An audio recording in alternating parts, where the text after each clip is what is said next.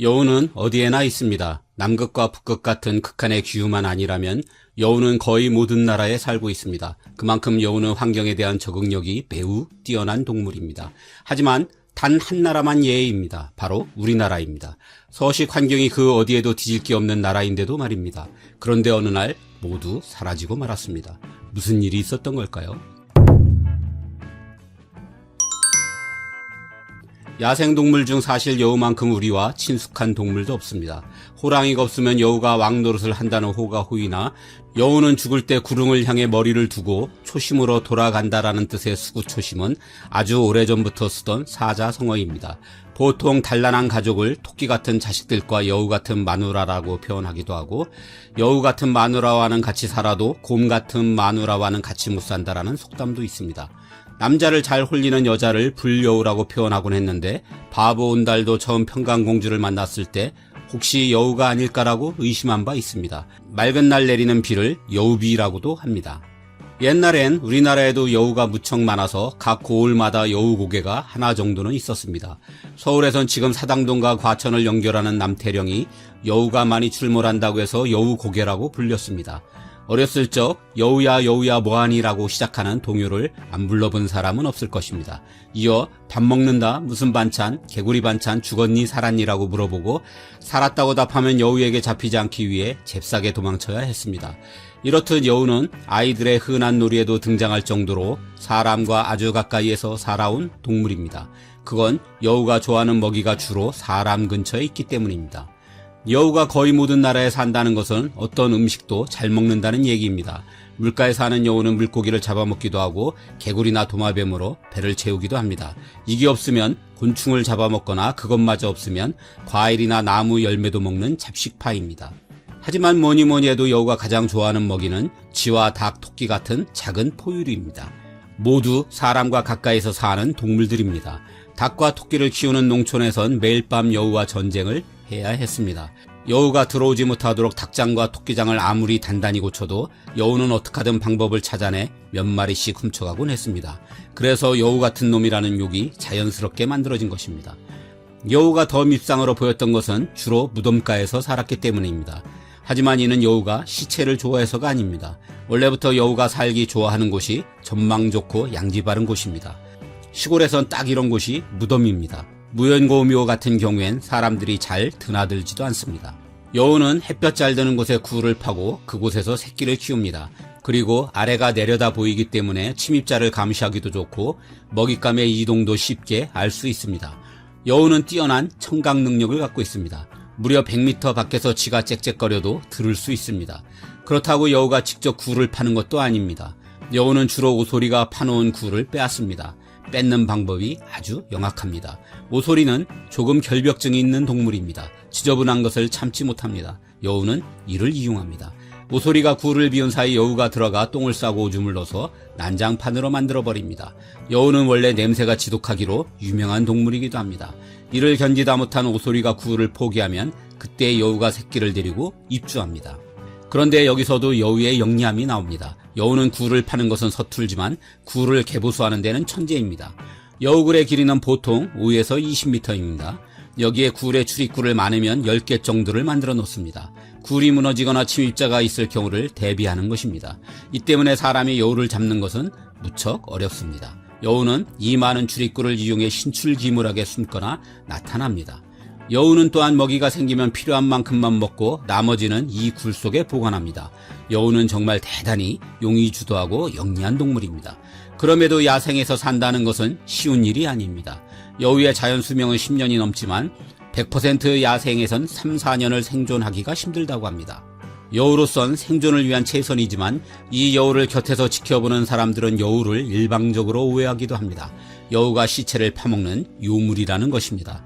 그리고 이렇게 1000년을 견딘 여우는 꼬리가 9개 달린 구미호가 된다는 상상력으로 발전했습니다.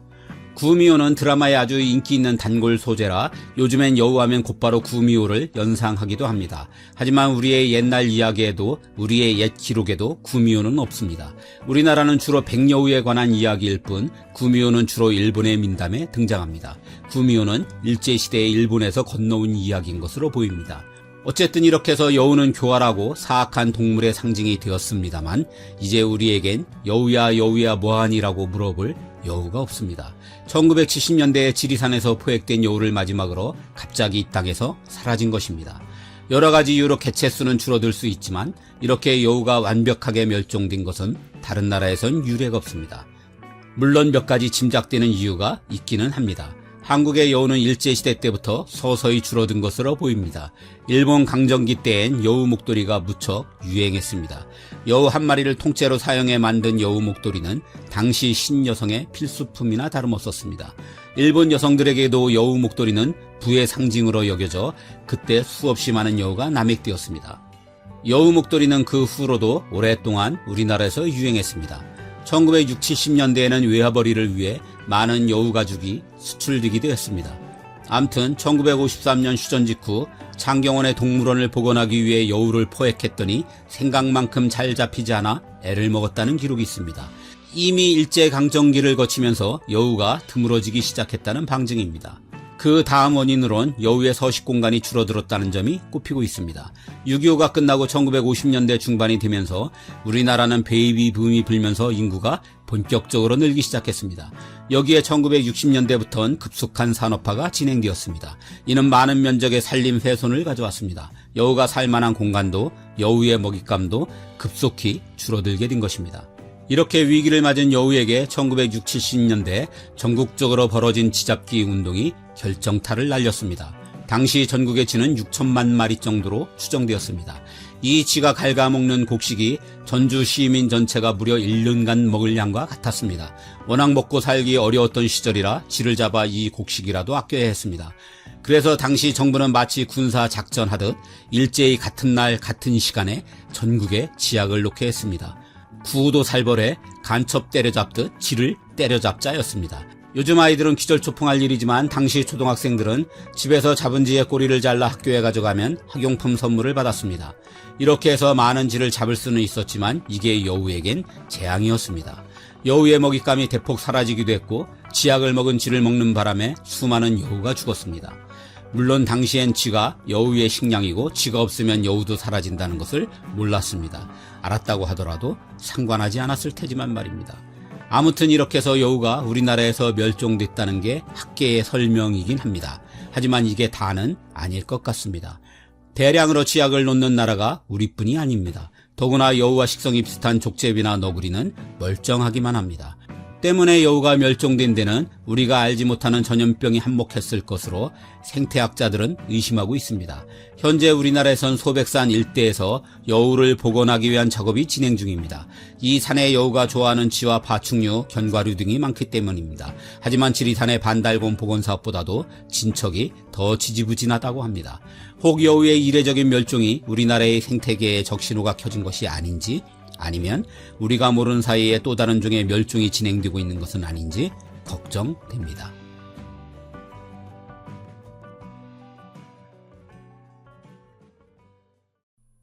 요즘 한국에서의 중국 혐오는 대단합니다. 지난해 미국의 외교 전문지 디플로맷이 56개국을 대상으로 중국에 관한 인식조사를 했습니다. 그 결과 한국은 세계에서 반중의식이 가장 높은 나라였습니다. 무려 81%가 중국에 부정적입니다.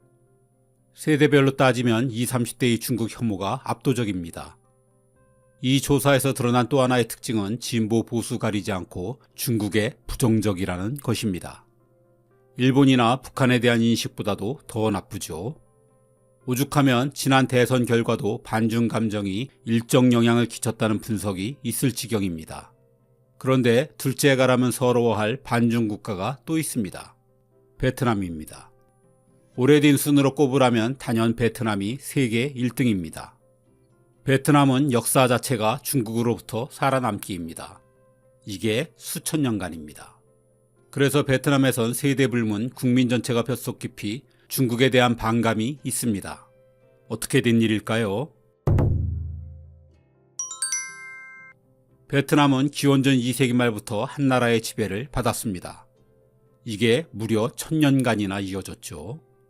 하지만 베트남은 단 한 번도 중국에게 만만한 적이 없었습니다.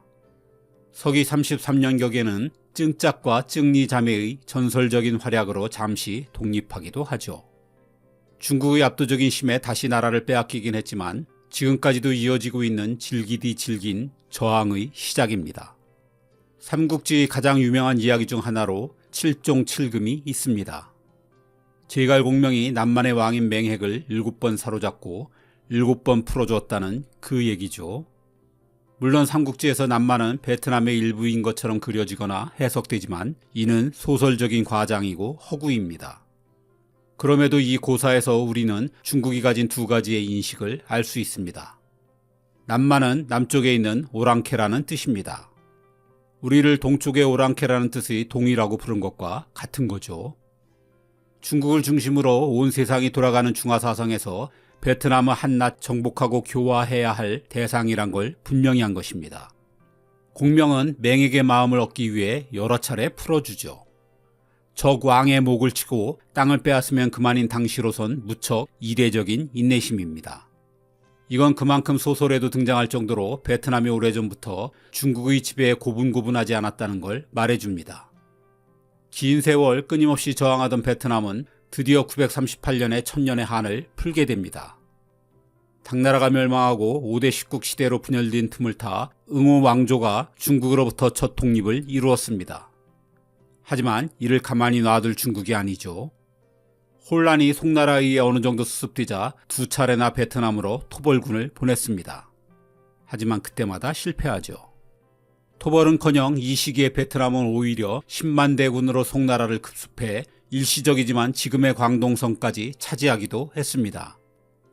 만만히 보던 베트남에 시달리던 송나라는 결국 1174년 처음으로 베트남을 독립국가로 인정하고 맙니다. 그렇다고 완전한 독립국은 아닙니다. 중국과의 체급 차이를 무시할 수는 없었죠. 조선처럼 조공을 바치고 책봉을 받는 4대 관계를 받아들여야 했습니다. 이때 송나라는 베트남을 안남국이라고 부르고 안남국왕에 봉했죠. 당나라 때 이 지역을 남쪽을 안정시킨다는 뜻의 안남이라고 부른데 따른 것이었습니다. 밥을 하면 날아갈 듯한 동남아의 쌀을 요즘도 안남이라고 하는데 여기서 이름을 가져온 것입니다. 그럼에도 안남국의 왕은 스스로를 대월의 황제라 칭하며 중국과의 대등한 관계를 내세우곤 했습니다. 중국이 분열에 빠지면 조공도 바치지 않았죠. 이게 못마땅했던 중국은 통일왕조가 들어설 때마다 베트남에 군을 보냈습니다. 원나라 때는 3번이나 침공했고 명과 청 때도 군사를 일으켰습니다. 그때마다 베트남은 쑥대밭이 되었으니 중국에 대한 원한은 계속 쌓여갔습니다. 이 중 명나라의 대확장을 이끌었던 3대 황제의 영락제는 베트남이 조공을 거부하자 1406년 10만 대군으로 베트남을 병합시켰습니다.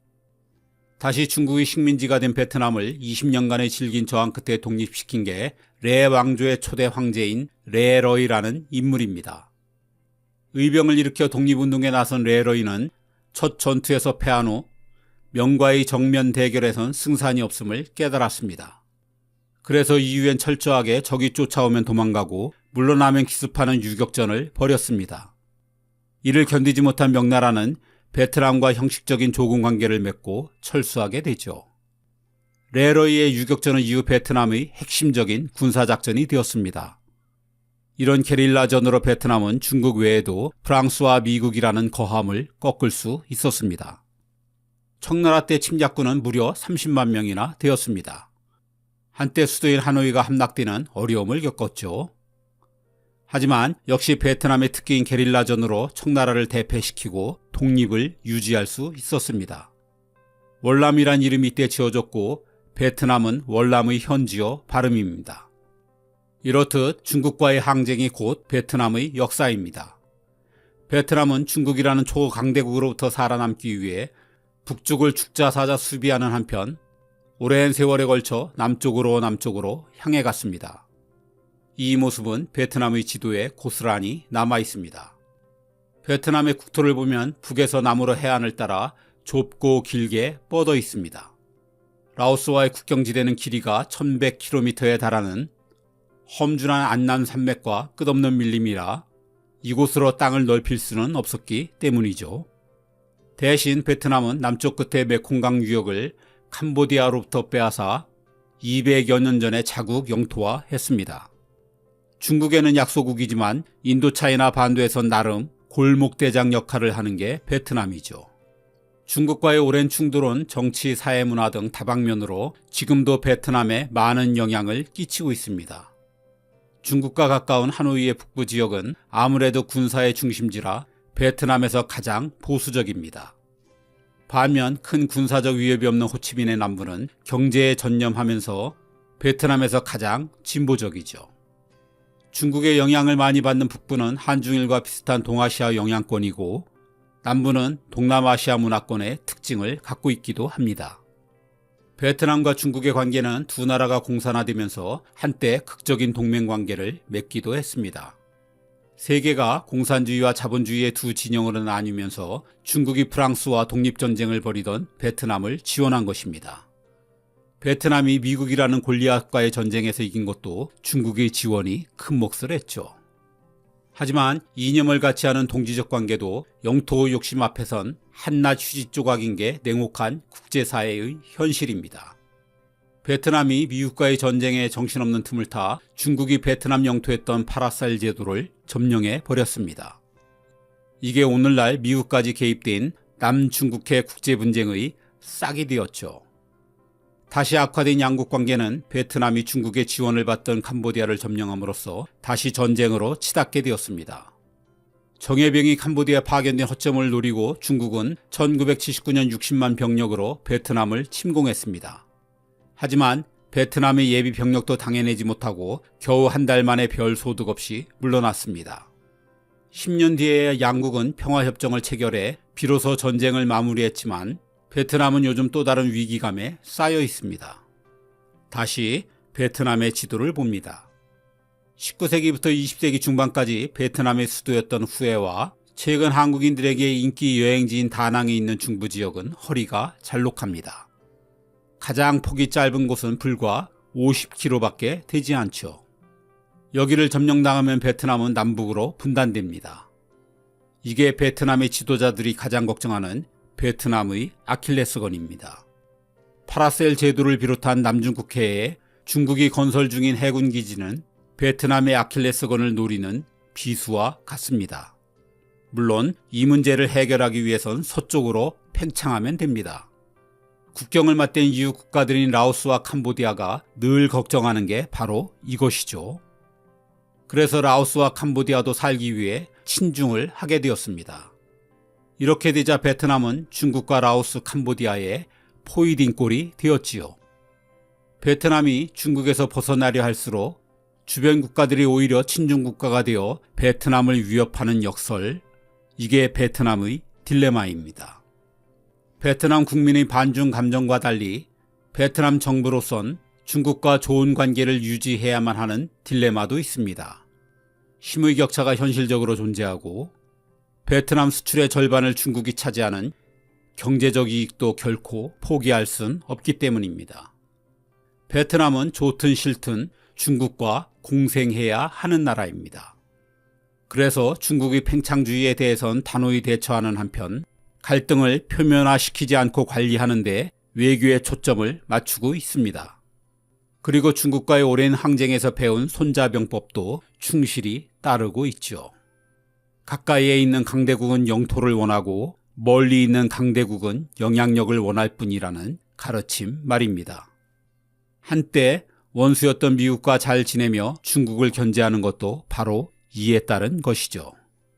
이처럼 베트남의 중국으로부터의 살아남기는 앞으로도 계속될 지정학적 숙명입니다. 그 길은 지금까지처럼 험난하겠지요.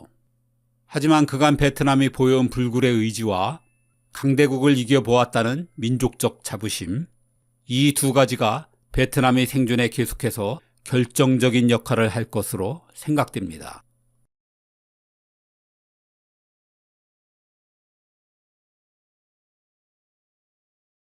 (1792년 8월 10일) 파리의 튠르리 궁으로 성난 민중들이 몰려왔습니다.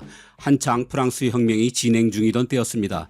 이 궁에는 루이 16세와 마리 앙투아네트 왕비가 머물고 있었습니다. 엄청난 군중 숫자의 겁을 집어먹은 왕의 근위병들이 도망치기 시작했습니다. 하지만 오직 한 부대만이 필사적으로 군중과 맞서 싸웠습니다. 서로 간의 사상자가 속출하자 프랑스 시민군들이 퇴로를 열어줄 테니 너희 나라로 돌아가라고 권유했습니다. 하지만 이들은 그 자리에서 꼼짝도 하지 않았습니다. 그 덕에 왕과 왕비는 궁을 빠져나갈 수 있었습니다. 하지만 곧 이 부대는 전멸했습니다. 모두 786명이었습니다. 이들은 스위스 용병들이었습니다.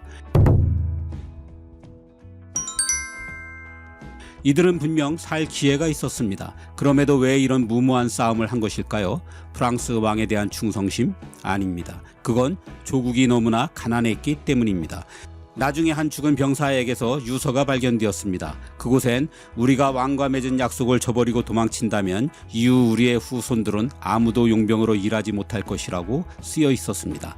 스위스는 알프스의 나라입니다. 산만 전 국토의 70%입니다. 여기에 호수를 합치면 75%입니다. 경작지가 겨우 25%뿐입니다. 그마저 냉해가 심해 농사 짓기도 어렵습니다. 그러니 오랫동안 스위스는 늘 유럽에서 가장 가난한 나라로 통했습니다. 장남은 그나마 작은 땅이라도 물려받을 수 있었습니다. 하지만 그 외의 형제들은 해로 먹고 살 길을 찾아 떠나야 했습니다. 그게 용병 사업입니다. 스위스는 가난했지만 군인들의 용맹함은 오래전부터 정평이 나 있었습니다. 대부분이 험준한 산악지대에서 살았기 때문에 폐활량이 뛰어났고 체력도 좋았습니다. 게다가 국경을 맞대고 있는 오스트리아 합스부르크 가문과 싸우느라 많은 실전 경험도 갖고 있었습니다. 스위스 용병들의 몸값은 아주 비쌌습니다. 그럼에도 모든 왕가가 급할 때면 이들을 찾았습니다. 백년 전쟁, 부르고뉴 전쟁, 스페인, 폴란드, 오스트리아 왕위 계승 전쟁, 나폴레옹 전쟁 등 유럽의 굵직한 전쟁 뒤에는 늘 이들이 있었습니다. 로마 교황이 있는 바티칸조차 수백 년 전부터 지금까지 경비는 오로지 스위스 용병에게 맡기고 있습니다. 왜 그럴까요? 이들은 절대로 고용주를 배신하지 않기 때문입니다. 프랑스 혁명 때 루이 16세의 예에서 보듯 이들은 계약을 지키기 위해선 몰살도 감수했습니다. 용병 얘기를 이렇게 말머리 삼아 길게 하는 것은 스위스가 잘 살게 된 두 가지 중요한 키워드가 이 속에 있기 때문입니다. 바로 신뢰할 수 있었다와 비싸다입니다. 이 얘기는 뒤에서 다시 하겠습니다. 스위스가 부국이 된 또 다른 중요한 키워드는 중립국입니다. 지도를 보면 스위스는 유럽의 거의 중앙에 있는 교통의 요충지입니다. 주변으론 프랑스, 독일, 오스트리아, 이탈리아 등 강대국들이 득식을 거립니다. 이들에 의해 스위스는 툭하면 전쟁터가 되었습니다. 이 때문에 스위스는 오래전부터 생존을 위해 중립국을 추진해왔고 19세기 초가 되어서야 국제적인 인정을 받았습니다. 이렇게 되면서 다른 나라의 분쟁에 관여할 수밖에 없는 용병 산업은 완전히 접게 되었습니다. 이 중립국의 지위가 스위스의 부국화에 어떻게 작용했는지도 뒤에 다시 얘기합니다.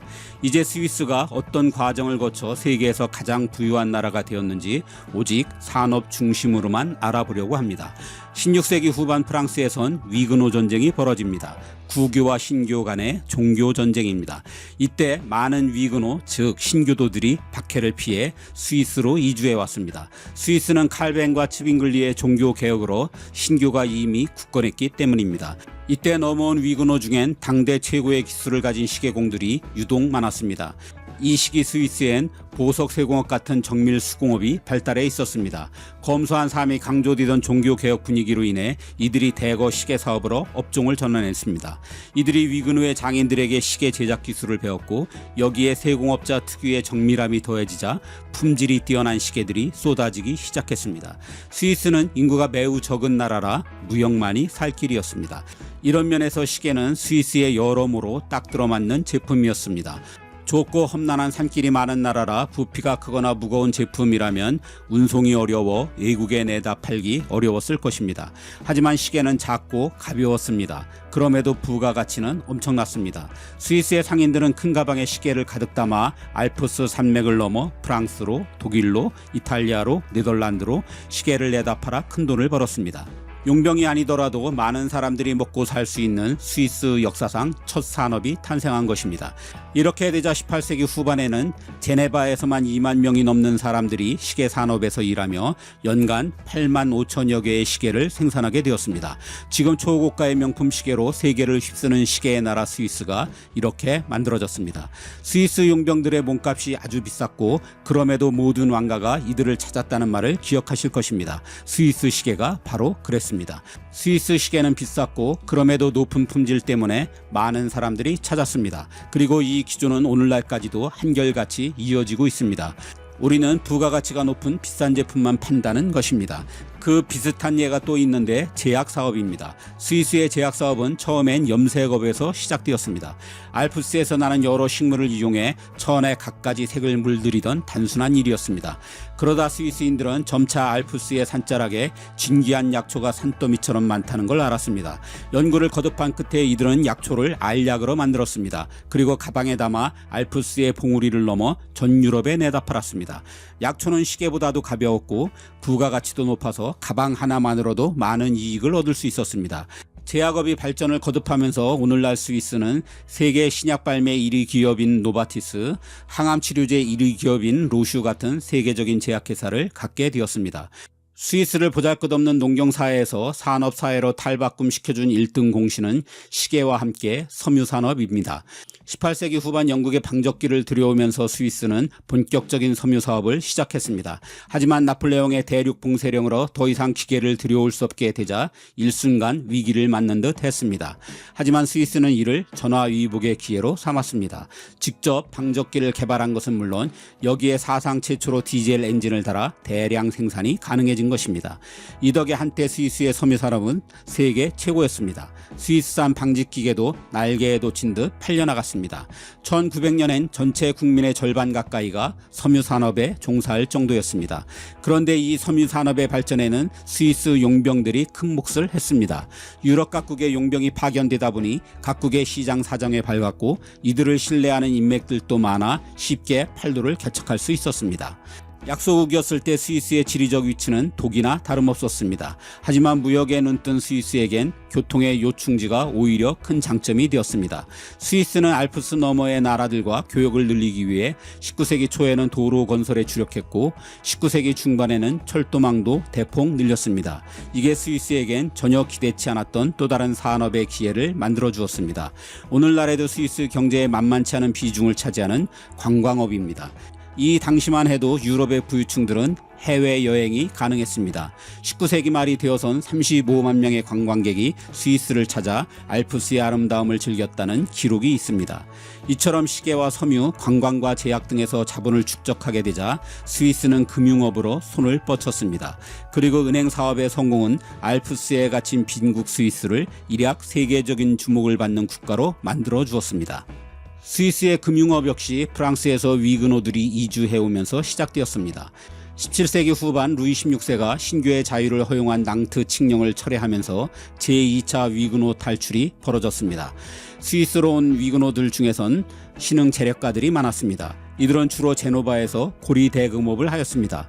그런데 공교롭게도 사치를 일삼던 루이 16세가 이들에게 손을 벌리게 되죠. 그러면서 한 가지 조건을 내걸었습니다. 자신이 돈을 빌렸다는 사실을 절대 비밀에 붙여달라는 것이었습니다. 자신이 내쫓은 사람들에게 손을 내밀었다는 게 창피했던 것이죠. 스위스 은행하면 예금주와 돈의 출처를 묻지도 따지지도 않는 비밀주의로 유명합니다. 이게 바로 루이 16세 때문에 만들어진 것입니다. 이렇게 시작된 스위스의 금융업은 1, 2차 세계대전을 거치면서 세계적인 수준으로 올라서게 됩니다. 이건 스위스가 중립국의 지위에 있었다는 점과 스위스라면 자신들의 돈을 끝까지 지켜줄 것이란 믿음이 있었기에 가능한 일이었습니다. 전쟁이 나자 부자들은 안전한 나라를 찾았습니다. 유럽에선 눈을 씻고 찾아봐도 스위스밖에 없었습니다. 스위스 은행으로 어마어마한 돈이 몰려들었습니다. 게다가 유럽의 돈은 독일이든 영국이든 믿을 수가 없었습니다.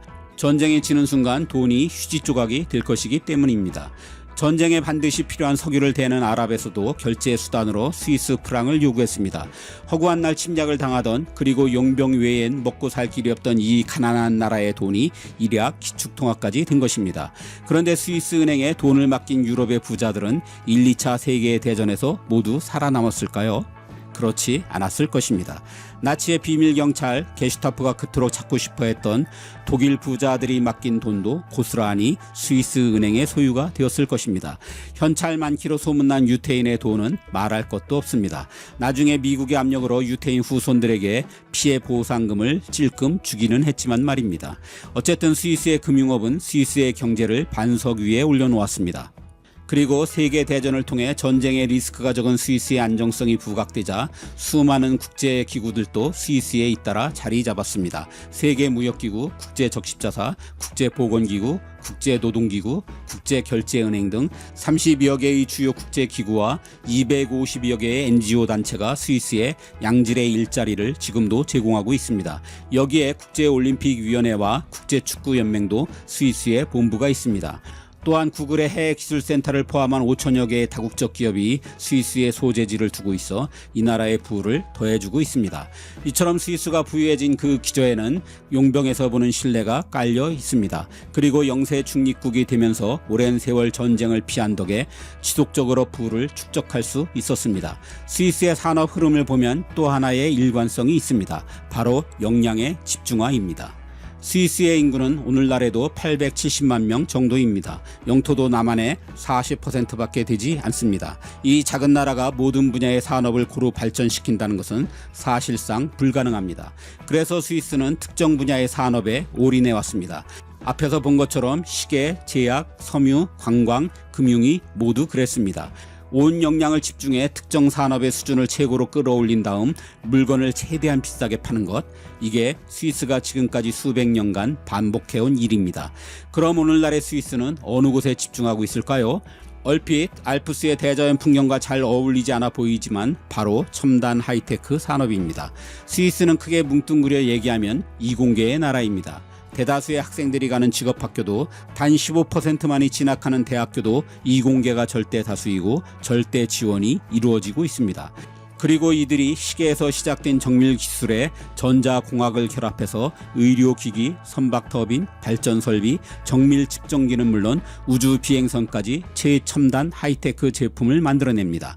그리고 이 제품들은 당연히 엄청나게 비싸고 그럼에도 엄청나게 잘 팔리고 있습니다. 늘 그래왔던 것처럼 부가가치가 높은 제품만 팔고 있는 것이죠.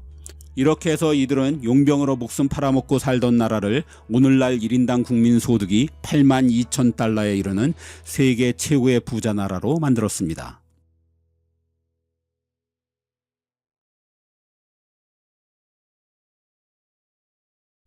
술은 누가 만들었을까요? 그리스 로마에선 포도주의 신인 디오니소스라 하고 이집트에선 죽음의 신인 오시리스가, 성경에선 하느님이 노아의 방주 주인공인 노아에게 가르쳐 주었다고 합니다.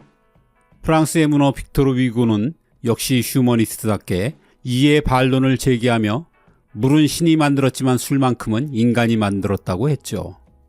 하지만 요즘 연구에 의하면 술은 신도 인간도 아닌 원숭이가 맨 처음 만들었을 가능성이 제일 큽니다. 움푹 팬 바위에 원숭이가 숨겨놓은 과일이 발효된 것을 우연히 인간이 맛보게 되고 이것이 술로 발전했다는 설이죠.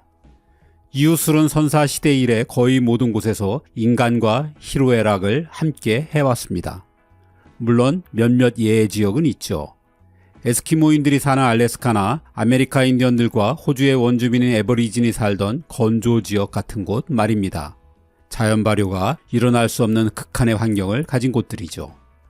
어쨌든 수많은 사람이 각기 다른 환경 속에서 오랜 세월 술을 마셔왔으니 다양한 술 문화가 만들어지는 건 당연하다 하겠습니다. 이에 관해 가장 특징적인 것 중에 하나가 술과 함께하는 안주죠. 동양, 엄밀히 말하자면 한국, 중국, 일본의 동북아시아지만 서양과 대비상 동양이라고 그냥 칭하겠습니다. 암튼 이곳에선 안주 없는 술은 상상하기 어렵죠. 반면 대부분의 서구권에선 아예 안주라는 개념이 없어서 대개는 그냥 술만 들이킵니다. 왜 이런 차이가 생긴 걸까요? 술은 고대 사회 어디든 제사 의식에서 사용되던 성스러운 음료였습니다. 원래는 제물로 고기와 피가 주로 바쳐졌죠. 그러던 게 사회, 경제, 문화적으로 인류의 발전이 거듭되면서 제물의 성격이 바뀌어 갔습니다. 희생물로 바치던 짐승이나 인간은 각종 음식이, 피는 쉽게 그리고 언제든 대량 추조가 가능한 술로 대체되었죠. 특히 이런 현상은 동양에서 두드러졌습니다. 신에게뿐 아니라 조상에게까지 풍요와 안녕을 비는 제사의식이 발전해 나갔기 때문입니다. 제사 후에는 제사상의 음식과 술을 모든 사람이 골고루 나눠 먹었죠. 이때부터 동양에서 술은 여러 음식의 하나로 받아들여졌습니다. 동북아에 유독 이런 문화가 정착된 건 농경사회와 밀접한 관련이 있다고 할 수 있습니다. 농경문화와 유목문화는 우리에게 어떤 영향을 끼치나라는 영상에서 말씀드린 것처럼 농경사회는 함께 모여 일하는 것이 파종, 추수, 관계 등 모든 면에서 절대 유리했기 때문에 집단주의를 형성하게 마련입니다. 그러기에 술은 이미 만들어진 우리라는 집단의식을 더욱 공고히 하는 친교의 매개체 역할을 하게 됩니다. 우리가 마시면서 흔히 하는 말인 오가는 술잔 속에 쌓이는 우정 같은 게 바로 그런 거죠. 그리고 이게 확대돼 술이 잘 모르는 사이를 이어주는 교량 역할도 하게 된 것입니다. 술자리가 친교의 의미가 강해지면서 서로 술을 권하는 권주 문화가 만들어졌습니다. 이는 서로 따라주고 받아 마시는 대장 문화로 발전하고 이러다 보니 마시게 되는 술의 양은 점점 더 많아지게 되었죠. 친교에는 접대의 의미도 있어서 술과 함께하는 거한 음식을 차리게 되고 이게 자연스럽게 안주로 자리 잡게 되었습니다. 안주 없이 많은 양의 술을 마시게 되면 속이 부대끼게 마련이죠. 안주라는 이름도 그래서 만들어진 것입니다. 안주에서 한문 누를 안자는 안마를 생각하면 되겠습니다. 즉 술과 함께 음식을 먹음으로써 술 기운을 지그시 누른다는 뜻입니다. 술이 음식의 일종이고 한자리서 많은 양을 마시다 보니 서양과 달리 동양의 술은 알코올 도수가 훨씬 약한 편입니다. 곡주나 과일주 등 발효주가 많은 편이죠. 물론 중국의 독주들이 꽤 있기는 하지만 한중일이 대체적으로 그렇다는 것입니다. 또한 동양에서 술은 강력한 비언어적 커뮤니케이션의 기능을 하기도 합니다. 즉 술자리에 초대된다는 것은 한 조직의 일원으로 받아들여진다는 뜻이고 그 반대는 조직에서 배제된다는 뜻입니다. 술이 갖는 이런 강력한 비언어적 뜻을 알기에 직장인들의 회식 자리를 마냥 피할 수만은 없는 거죠. 그렇다면 서양은 어떨까요? 물론 서양에서 안주가 전혀 없다고는 할 수 없습니다. 특히 외국 관광객이 많이 찾는 런던이나 파리, 로마 같은 대도시의 술집에선 간단한 과자나 감자튀김, 견과류 등을 내주기도 합니다. 스페인의 핀초스처럼 간단히 집어먹을 수 있는 여러 핑거푸드도 있고요. 시간이 오래 걸리는 홈파티 등에선 술과 함께 샌드위치나 핫윙 같은 간단한 음식이 차려지기도 합니다. 하지만 유럽의 펍이나 주점에선 술만 파는 게 보통이죠. 특히 위스키, 꼬냑, 스카치 같은 독한 술일수록 더 깡술로 마십니다. 안주가 나오더라도 동양의 푸짐한 요리하고는 거리가 한참 멉니다. 실제로 안주라는 단어를 영어로 검색해보면 마땅한 단어가 없습니다. 기껏해야 스낵, 사이드 디쉬 정도인데 우리가 생각하는 안주하고는 역시 딱 맞지 않습니다. 이렇게 단어가 없다는 건 서양의 안주라는 개념 자체가 없다는 뜻입니다. 보통 동양에선 술이 음식의 하나지만 서양에선 기호식품이라고 합니다. 그런데 서양에서도 음식과 함께 발달한 술이 있습니다. 바로 포도주와 맥주입니다. 동양처럼 알코올 도수가 약한 발효주들이죠. 하지만 동서양의 술은 태생부터 용도가 달랐습니다. 석회수는 유럽 대부분 나라의 고민입니다. 석회질이 가득한 이물을 그냥 마실 수 없었기에 맥주가 만들어졌죠. 맥주는 이뇨 작용으로 인해 석회질이 몸 안에서 쉽게 배출될 수 있도록 도와줍니다. 맥주가 서민의 음료수라면 포도주는 귀족의 음료수였습니다. 와인은 순수하게 포도로만 발효시켜 만든 술이기 때문에 석회질이 들어갈 여지가 없습니다. 포도주는 벽돌처럼 딱딱한 빵을 부드럽게 적시 먹기 위한 용도로도 사용되었습니다. 이렇듯 맥주와 포도주는 술이 아닌 물의 대용품이니 안주와 함께 마실 필요가 없습니다. 즉 맥주와 포도주는 반주로 식사와 함께 먹는지라 따로 안주를 준비하는 문화 자체가 생길 여지가 없었던 셈입니다. 맥주와 포도주가 음료수라면 유럽에서 비로소 술 대접을 제대로 받은 건 위스키, 고냑 같은 증류주였습니다. 유럽에서 증류주의 역사는 술 전체의 역사에 비해선 무척 짧습니다. 증류하는 기술 자체가 십자군 전쟁 와중에 이슬람 세계로부터 배워온 것이죠. 하지만 증류주 역시 동양처럼 교류를 위해 여럿이 모여 함께 마실 일은 없었습니다. 유럽은 사실상 많은 지역이 반농, 반목 상태였습니다. 농사도 벼농사와는 노동력 밀집도가 한참 떨어지는 밀농사 위주였죠. 무엇보다 현실적인 이유도 있었습니다. 14세기 중반 페스트가 퍼지면서 유럽은 그야말로 아비규환이었습니다. 인구의 3분의 1이 목숨을 잃으면서 수백 년간 유럽 전역이 공포 속에 빠져 지내야 했죠. 페스트에 대한 아무 치료제가 없었던 이때 알코올이 병균으로부터 보호해준다는 막연한 소문이 나돌았습니다. 그러면서 증류주가 유럽 전체에 본격 유행하게 되죠. 전염병의 특성상 모임을 회피했기 때문에 증류주 역시 혼자 조용히 즐기는 술이 되어갔습니다. 혼자 이 독한 술을 아무 데서나 한두 잔만 하면 되었기 때문에 증류주 역시 안주가 필요 없었죠. 이후 증류주는 발전을 거듭하면서 개인의 취향에 따라 알코올 도수와 향을 선택해 마실 수 있는 기호식품이 되었습니다. 위스키와 곤약은 이처럼 향을 함께 즐기는 술이죠. 그래서 서양인들은 안주를 함께 먹으면 향이 지워져 오히려 피하는 게 낫다고 말하기도 합니다. 유럽의 펍에 가면 서서 돌아다니며 술을 마시는 사람들이 제법 많습니다. TMI지만 이건 유럽에 안주가 없어서 가능한 술 문화 중 하나입니다. 개인적으로는 유럽의 술집들은 안주 없이 술만 팔아서 어떻게 운영이 가능한지 궁금합니다. 그것도 많은 사람이 겨우 맥주 한 잔 놓고 한두 시간씩 떠드는데 말입니다. 이에 관한 자료는 없더군요. 혹시 아는 분 계시면 댓글로 좀 알려주세요.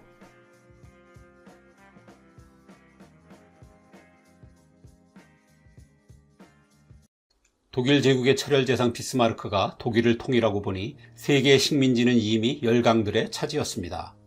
단독 진출은 무리라고 판단한 비스마르크는 동양에서 협력자를 찾았습니다. 당시 중국의 실력자인 이용장이 적합해 보였습니다. 비스마르크는 그의 환심을 사기 위해 독일산 순종 셰퍼드 2마리를 고르고 골라 선물로 보냈습니다. 그리고 초조한 기다림 끝에 마침내 몇 달 뒤 이용장으로부터 서신 한 통을 받았습니다. 그 편지에는 다음과 같이 쓰여 있었습니다. 맛있게 잘 먹었습니다. 누군가 지어낸 듯하지만 이 이야기만큼 문화의 차이를 잘 보여주는 일화도 없는 것 같습니다. 셰퍼드만큼은 아니더라도 서양인들이 비 오는 날 굳이 우산을 쓰지 않는 것도 이해가 쉽지 않습니다.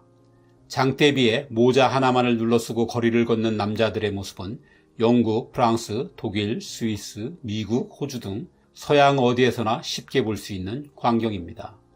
왜 그러는 걸까요? 서양인들의 몸은 방수철이라도 되어 있는 걸까요?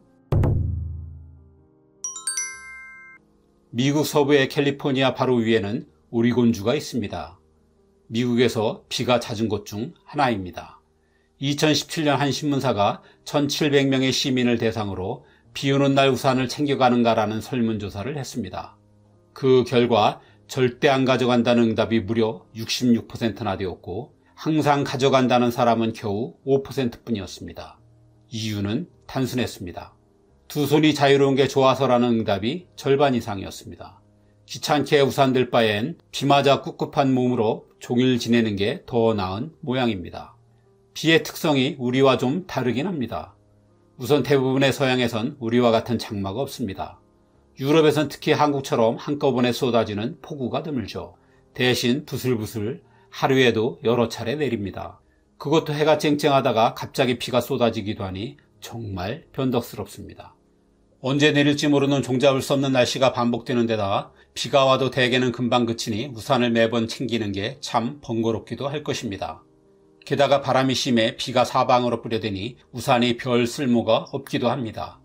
그래서 유럽에서 우산은 비싸기만 하지 별 효율성은 없는 거추장스러운 물건으로 여기는 사람들이 많습니다. 빗물에 대한 인식 차이도 분명히 있습니다. 한때 우린 내리는 비는 모두 산성비라고 생각했습니다. 따라서 맞으면 몸에 해로움으로 우산을 꼭 써야 한다는 생각이 강했죠. 하지만 서구인들은 산성비라는 개념 자체가 없는 듯합니다. 씁쓸하지만 양쪽의 공기질이 다르다는 얘기겠지요. 산성비가 아니더라도 우린 여전히 공해로 오염된 물이라는 인식이 강합니다. 하지만 서양인들은 비를 그냥 몸에 맞아도 괜찮은 깨끗한 물이라고 생각합니다. 그러니 우산을 써야 할 필요성도 다를 수밖에 없습니다.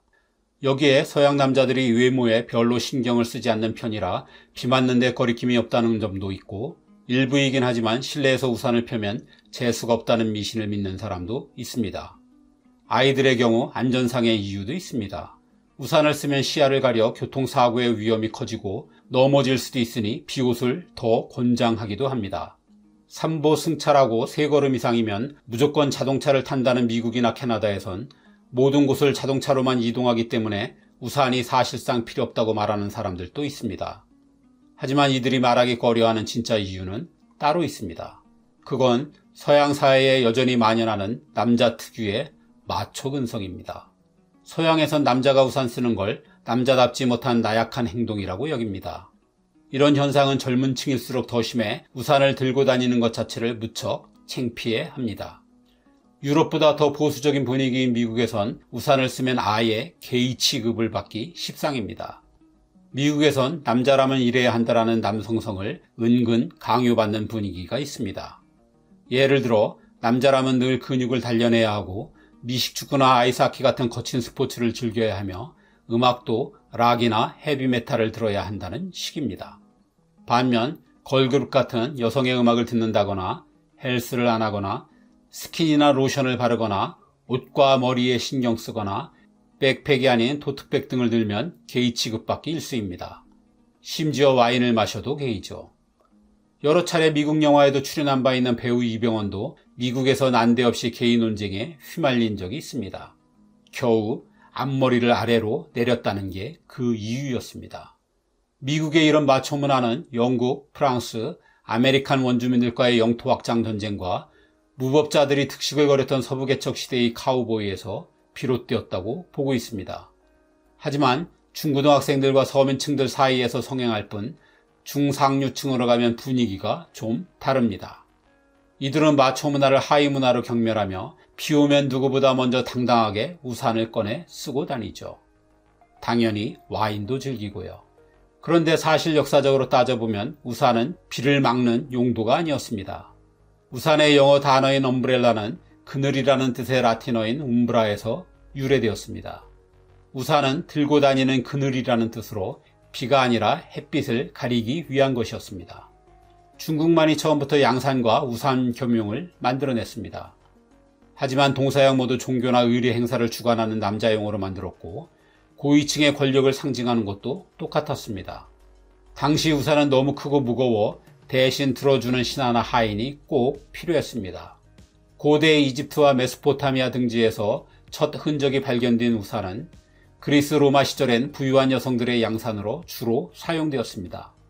하지만 로마 몰락 후 우산은 긴 세월을 건너뛰어 17세기 프랑스에서 모습을 다시 드러냈습니다. 이때도 우산은 주로 여성들의 햇빛 가리개 역할을 하고 있었습니다.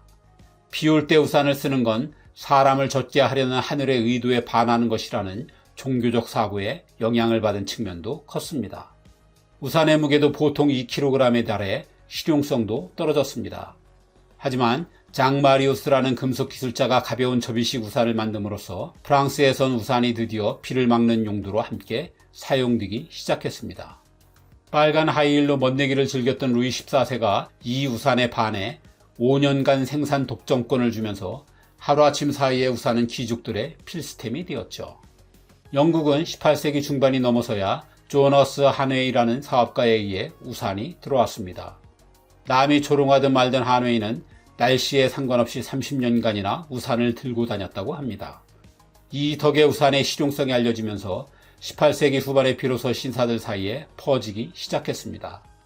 그래서 한때 영국에선 우산을 그 이름을 따 한웨이즈라고 불렀습니다. 이 시기에 우산은 비를 막는 것 외에도 아주 중요한 쓸모가 있었습니다. 이 시기만 해도 유럽의 집들엔 화장실이 없었습니다. 파리건 런던이건 유럽의 주요 도시엔 아직 하수도가 시설되기 전이었기 때문입니다. 집에서 대소변은 요강을 사용할 수밖에 없었죠. 문제는 2, 3층에 사는 사람들이 그냥 창밖으로 오물을 버린다는 것이었습니다. 거리를 걷던 사람들이 봉변당하기 일쑤였죠. 그래서 프랑스에선 반드시 물조심이라고 외친 다음에 버려야 한다는 법도 있었습니다. 이 소리가 들리면 신사들은 잽싸게 우산을 펼쳐 값비싼 양복을 보호하곤 했습니다. 아무튼 이런 우여곡절을 거쳐 우산은 19세기 중후반이 되어서야 서구에서 대중화가 되었습니다. 하지만 앞에서 본 것처럼 마초 문화에 민감한 일부에선 우산을 쓰면 게이 취급을 당할까봐 우산을 피하고 있죠. 진짜 사나이는 비를 두려워하지 않는다면서 말입니다. 마초는 원래 스페인어에서 나온 말로 남에게 존경받는 용감하고 책임감 있는 남성을 뜻했습니다. 이런 면에서 겨우 비 맞는 게 진짜 사나이라는 건 마초를 너무 지나치게 싸구려로 만든다는 생각이 듭니다. 우산 얘긴 끝났지만 혹 비스마르크와 이용장의 그 얘기가 궁금하신가요? 역시 정사가 아닌 일설에 의하면 비스마르크는 개를 잡아먹은 이용장을 대세를 함께 도모할 수 없는 야만인이라고 생각했습니다. 그래서 중국 진출에 소극적이었다는 것입니다. 아마 이런 문화 차이를 좀 더 일찍 알았더라면 중국과 독일의 역사가 다르게 전개되었을지도 모를 일입니다. 이 둘은 20년이 더 지나 이용장의 세계 순방길에 독일에서 만났습니다. 하지만 이용장의 나이는 74세였고 비스마르크 역시 사실상 은퇴 상태라 그 어떤 역사적 변화를 가져오기엔 이미 너무 늦은 때였습니다.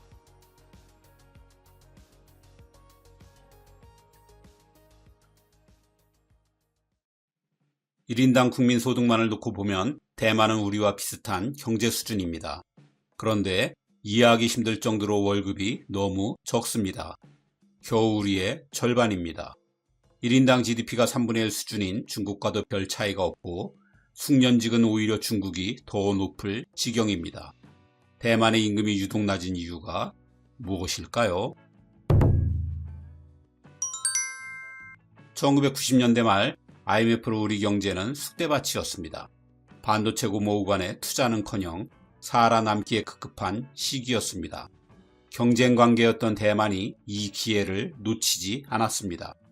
전자와 반도체를 중심으로 한 미래 산업에 70조 원을 쏟아부었죠. 목표는 분명했습니다. 대만 전체를 실리콘 섬으로 만들겠다는 것입니다. 이 투자는 분명 성공했습니다. 애플의 아이폰을 만드는 폭스콘이 세계적인 기업으로 성장했고 OEM 업체에 불과했던 TSMC는 시가총액이 삼성을 뛰어넘었습니다. 그 덕에 대만은 2022년 20년 만에 1인당 국민소득이 한국을 앞서기도 했습니다. 그 후 다시 역전되었지만 양국의 1인당 GDP는 거의 같아졌습니다. 평소 한국에 강한 라이벌 의식을 가진 대만인 만큼 당연히 자랑스러워해야 할 일이었습니다. 그런데 정치인들과 달리 국민의 반응은 싸늘했습니다. 도대체 누구를 위한 성장이냐는 것입니다. 그럴만도 한 것이 대만의 월급은 대졸 초임이 평균 150만원대에 대기업 부장이 되어봐야 250만원 정도입니다. 반면 타이페이의 집값은 서울과 비슷하거나 일부 지역은 서울에서 가장 비싼 서초구를 능가합니다. 지금까지는 그나마 낮은 물가 덕에 버텨왔습니다. 그런데 코로나 이후 이미 포기한 부동산은 물론이고 인플레이션으로 생활비까지 껑충 뛰고 있습니다. 대만 청년의 빈곤을 상징하는 게 타오팡입니다.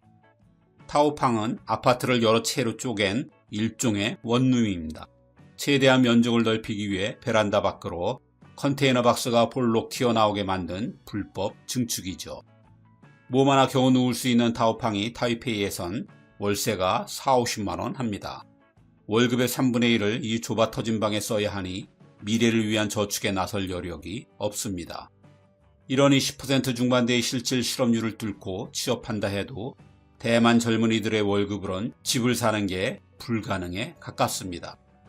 얼마 전엔 28년을 먹지도 입지도 않고 월급을 모아야 타이페이에 집을 살 수 있다는 통계도 있었습니다.